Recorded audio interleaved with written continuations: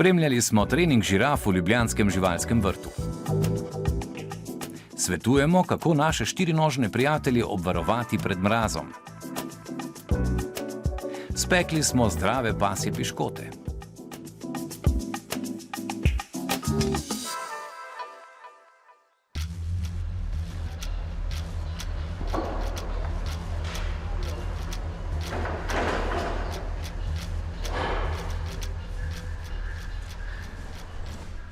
Živali v živalskih vrtovih potrebujejo različno oskrbo.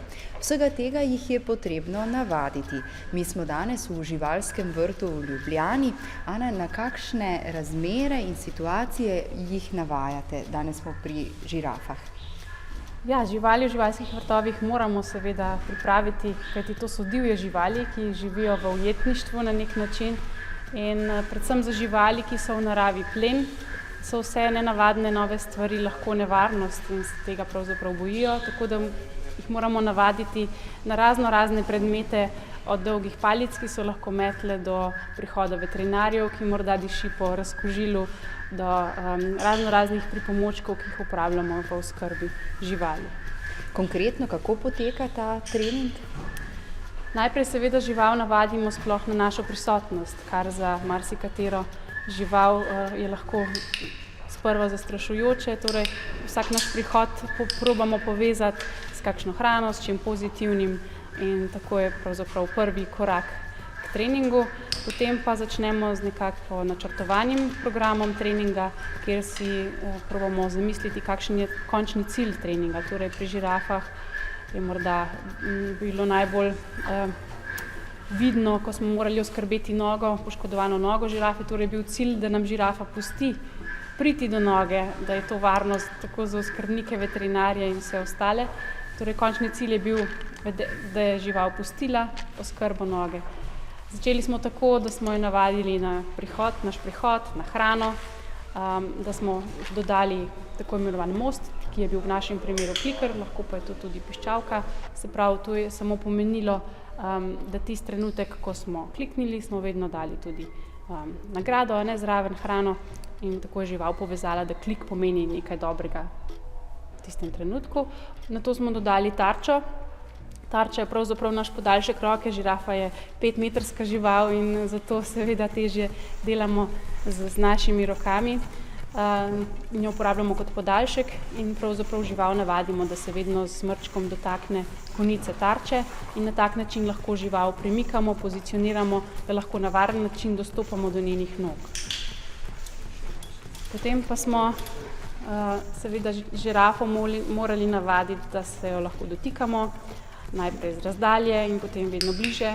Navaditi smo jo morali, da je lahko človek prišel do njenih nog, navaditi smo jo morali na vonj kreme, na kremo, na hladen občutek na nogi in vsak tak korak smo razdrobili na majhne korakce in vsak korakec posebej tudi ojačali s hrano in vedno opazovali, kako je živali v posamezni fazi treninga. Včasih smo morali tudi korak nazaj stopiti, začeti od začetka, se vrniti k osnovi in tako smo počasi napredovali. Tukaj imate 4 žirafje samce, vsi so karakterno zelo različni. Koliko časa ste pri katerem od njih potrebovali ali pa še boste, da se jim približate in da lahko vse to naredite? Včasih pravijo trenerji po živalskih vrtovih, da je z žirafami gre vse zelo počasi. In jaz imam včasih občutek, da s to velikostjo je povezan tudi ta tempo, da je včasih počasen. Ampak dejansko so naši 4 tako različni, da je pri enem izmed njih šlo zelo hitro, pri tem, ki smo morali posneti rentgenski posnetek, je trajalo 3 tedne od praktično začetka do tega, da smo imeli rentgenski posnetek. Pri drugih dveh pa sta karakterno bolj nezaupljivi žirafi in tudi ni bilo posebnih zdravstvenih nuj, zaradi katerih bi morali trening intenzificirati, zato pri njima traja ta postopek malo dlje. Že nekaj mesecev sta pravzaprav na fazi, ko se približata človeku, upoštevata tarčo, dotikov pa še ne pustite. Verjetno pa je potrebno vse te dotike, vse te korake, ves ta trening obnavljati. Kako pogosto morate to početi? Ja, nekako v našem planu programa treninga je, da to počnemo 6 dni v tednu. Dejansko pa se zgodi v živalskem vrtu vsak dan toliko nepredvidljivih stvari, da nam to morda uspe 4-5 krat v tednu. Kako ste sicer zadovoljni z napredkom in kakšne načrte imate s temi svojimi samci? Seveda skupina samcev ni nikoli enostavna za oskrbo, prav tako kot reproduktivna skupina tudi ne, ima pa druge svoje posebnosti. Pri samcih je težava v tem, da so seveda med seboj kažejo agresivne znake, da je veliko bojev in agresije, zato smo tudi imeli poškodbo zapestnega sklepa pri enem izmed žirafcev, ker je pač drugi butnil z vso silo v sklep. Tako da nekako je seveda naša želja imeti reproduktivno skupino in smo tudi prvi na čakalni listi za dobiti samico žirafe, seveda pa to pomeni, da bomo morali nekaj od naših samcev oddati, kar je tudi dolgotrajen postopek, potrebno je navajanje, da jih lahko varno in primerno transportiramo, tako da se veselimo novih žirafcev.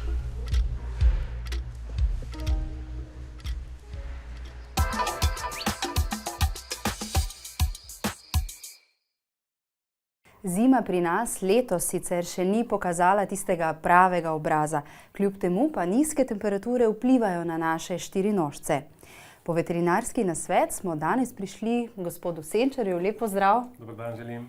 Kaj moramo paziti v zimskih mesecih, kadar peljemo svojega štirinožca, konkretno psa recimo, na sprehod?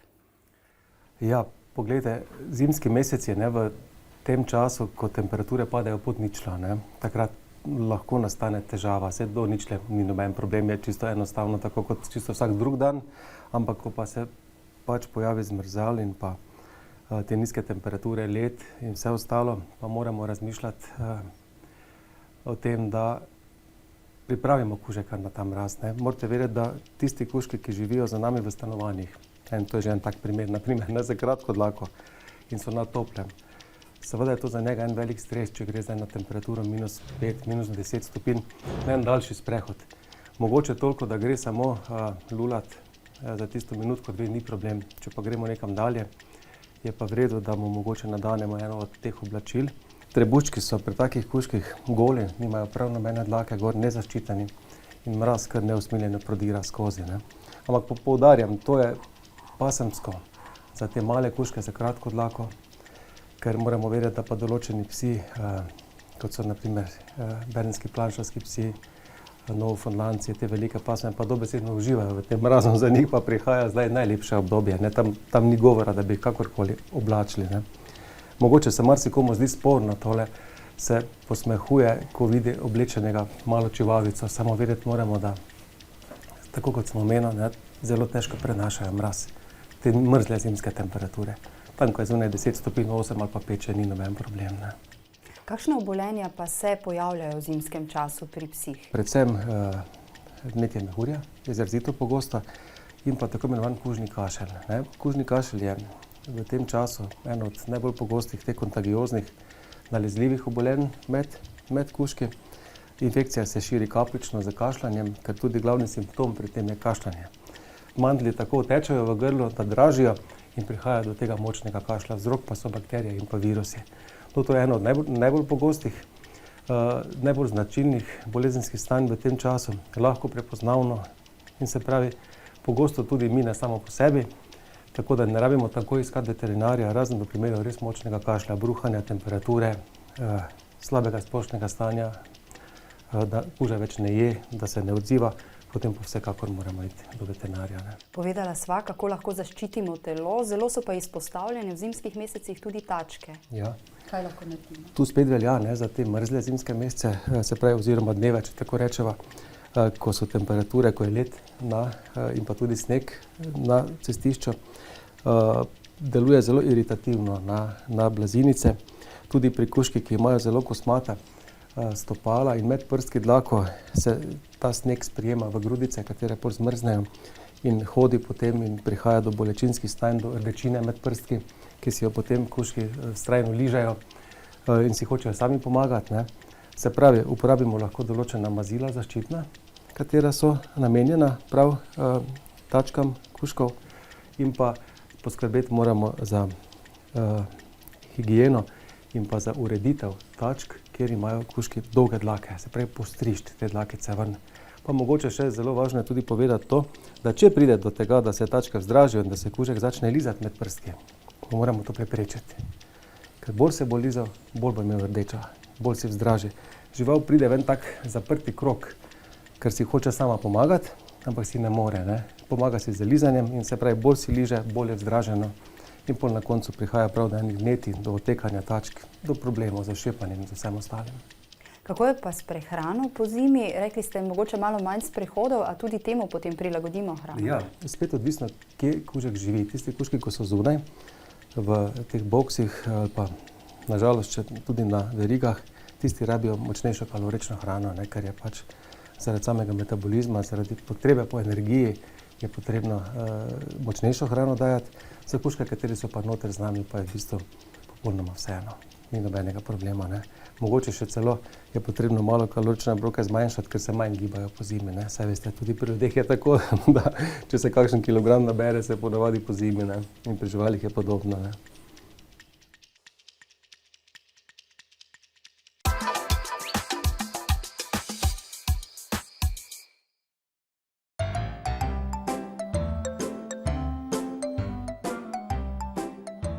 Današnjo oddajo bomo kuharsko obarvali. Pekli bomo pasje piškote. Obiskali smo gospo Heleno. Dober dan. Dober dan. Odkot pravzaprav ideja za peko pasjih piškotov? Ja, ideja je nastala že pred leti in sicer smo imeli psičko Taro, ki je tudi bila hudo bolna, je zbolela in so ji dali še zelo malo življenja, cirka 2 meseca. No, ker smo doma pekli že pecivo tako in tako za družino in sem vedno rada pekla pecivo, sem se domislila, da bi bilo zelo dobro in pametno tudi naši Tari speči domače piškote, zdrave piškote s sestavinami, ki ne bi bile škodljive, ker vemo, da so sladkorji, soli in vsi dodatki v piškotih kupljenih škodljivi in strupeni za kužke. Tako da z leti sem potem preoblikovala vse te recepte, pridobila sem različne certifikate in to v bistvu res delam z dušo in s srcem, tako da delam to z veseljem. Naše Tare ni več, zato se te piškotki imenujejo Tarini piškotki in bo Tara tako vedno z nami. Imamo pa 2 pokuševalca druga, ki z veseljem pokušata naše piškotke, tako da podprli so me vsi na veterini tudi in specialisti. Ideja jim je bila zelo zanimiva, tako da smo potem počasi začeli s pridobivanjem certifikatov in pa z delom in peko samih piškotkov. Bistvo je, da so pa ročno izdelani in domači piškotki iz domačih kvalitetnih sestavin, pa večinoma tudi slovenskih, kar se mi zdi pa tudi prednost, da slovenske proizvode ponudimo našim kužkom. Piškotki nastajajo tukaj, v vaši domači kuhinji? Zaenkrat da, zato ker je to šele začetek. Potem bomo pa s časom videli, kako se bo naprej odvijala zadeva. Tudi midve bova danes pripravili piškote. Kakšne? Piškotki bojo iz ovsene moke, iz ajdove moke, z jabolkom, malenkost cimeta, nekaj semen bo, to se pravi lanena ali pa sezamova semena. To vse lahko kužki ravno tako uživajo, sicer v mali količini. Sveže jabolko, cimet, melasa. Melasa je edino sladilo, ki je res praktično neškodljivo, jo lahko uživajo kužki. Nobenih sladkorjev, drugih aditivov in dodatkov pa v piškotkih ni. Pa malenkost olivnega olja. V bistvu se sezonsko uporablja sezonska zelenjava. Piškotki imajo, obstaja linija za alergike in obstaja zdrava linija, pa različne darilne piškotke se pripravlja kot embalaža. Tako da sadje in zelenjava je praktično sezonska in sveža.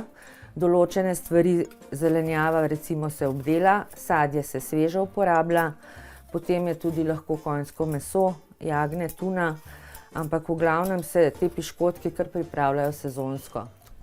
Kakšen je pa rok trajanja pravzaprav teh piškotkov? Jih morate precej sproti Piškotki zaradi svoje predelave in izdelave trajajo kar nekaj mesecev. To se pravi praktično od 3 do 6 mesecev, tudi več, ampak so presušeni in prepečeni. Se pa pasji piškotki pečejo kar 40 do 60 minut, zato da se res prepečejo, da so prepečeni in presušeni, zato da so trdi, da so dobri za pasje čekane. Piškoti so oblikovani, čas je, da jih damo v pečico. Tako.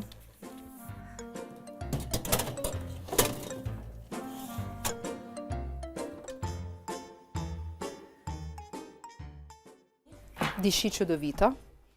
Rekli ste sicer, da imajo psi radi te piškote. Prav je, da to tudi preverimo pri vaših domačih kužkih. Lahko.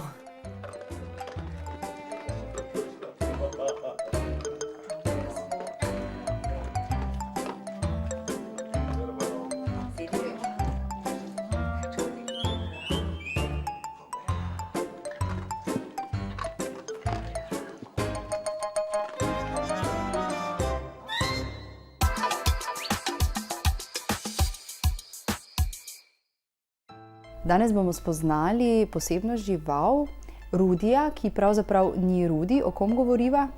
Ja, govorimo o pajku, o ptičjem pajku, oziroma natančno še rečeno Grammostola roseae podvrsta. Kako dolgo je z vami?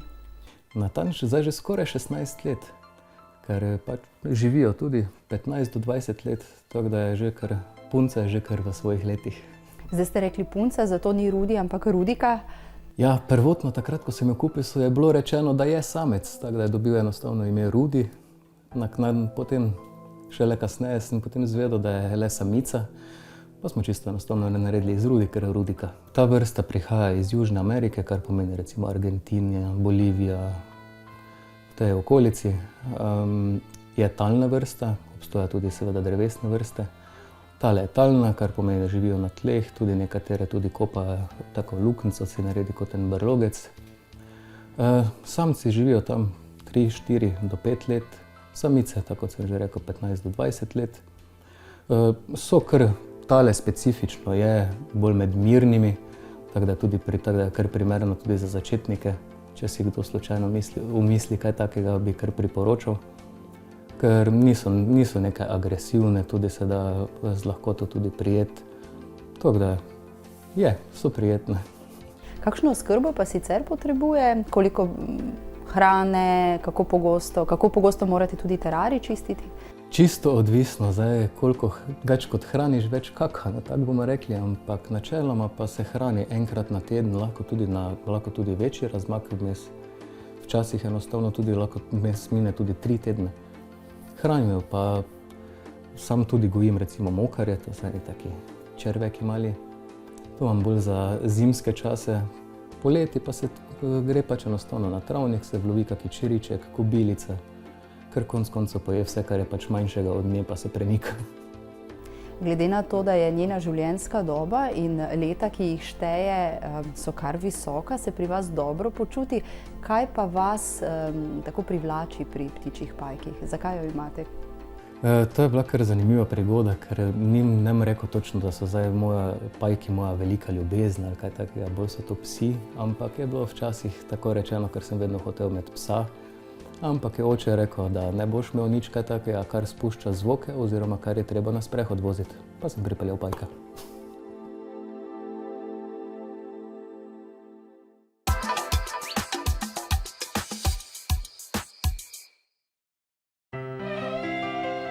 V naslednjih minutah pa se bomo preselili v severno-zahodni del Anglije, v Chester. V tamkajšnjem živalskem vrtu so minulo leto doživeli pravi baby boom. Med podmladkom je slon, ki ga je slonica skotila po 2 letih brejosti. Ta je tamkajšnjim skrbnikom povzročala kar nekaj skrbi. It can be a really tense time, obviously there are potentially things that can go wrong, so you feel that tension coming through, so it's in some ways quite a relief when the baby comes out and it's happy and healthy, but it's also really exciting as well, and you can't have a nicer thing to come into in the morning at work than a little baby elephant standing on its feet suckling from its mum, it's really nice. Največ mladičkov je med sesavci, od vider do večjih zveri, pa vse do predstavnikov ogroženih živalskih vrst, kot so črni nosorogi in žirafe ogrožene podvrste Rothschild.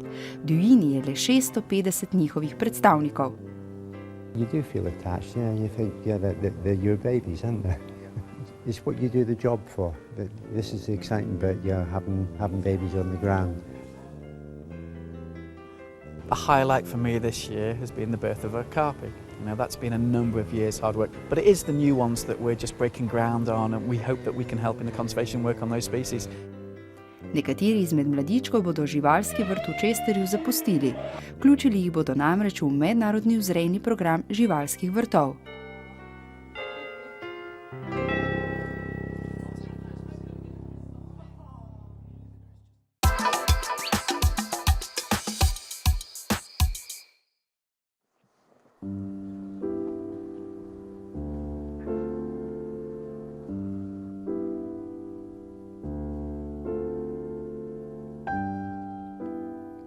Ob koncu leta 2012 smo v naši oddaji spremljali ujahavanje kobile Jackie.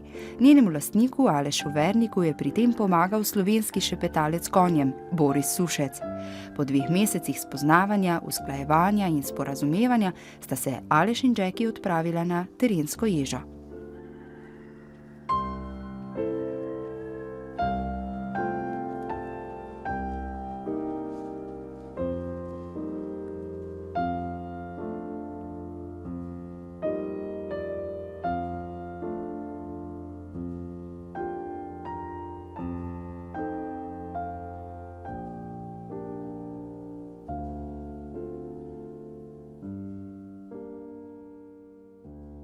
Jaz nisem niti približno pričakoval toliko, da se bo v 2 mesecih kobila, pa seveda tudi jaz toliko naučila, oba,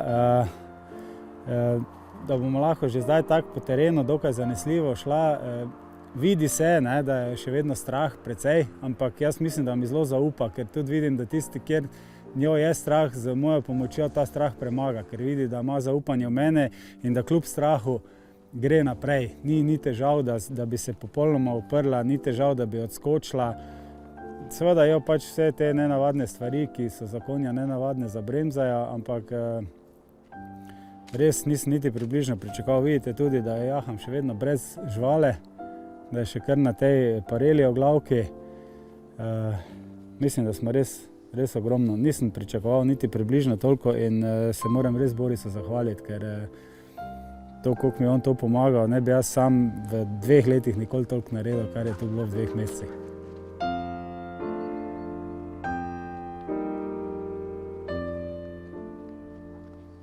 Verjel sem, da bo uspelo, ampak nisem si pa niti približno predstavljal v takem kratkem času toliko dobro, da bom lahko toliko sproščeno z njo po terenu šel.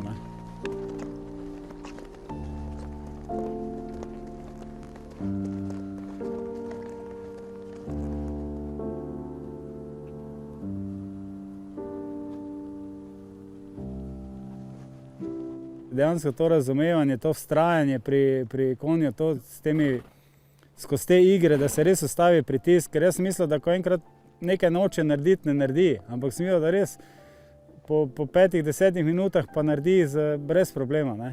Veje niso problematične, najbolj problematični so razni jarki, razne skladovnice drv, razni kupi taki nekje, ki bi se lahko kak plenilec zadaj skrival in prežal na konja, da ga požire. Se pravi, tisti, kjer je nekaj takega, da naenkrat nekaj štrli iz zemlje, ona to se obrne, pogleda. Drugače pa nima nekih velikih težav. Pa ušesa vidim, da je skozi šmiga, sem pa tja, da gleda, kje bo kaj zagledala.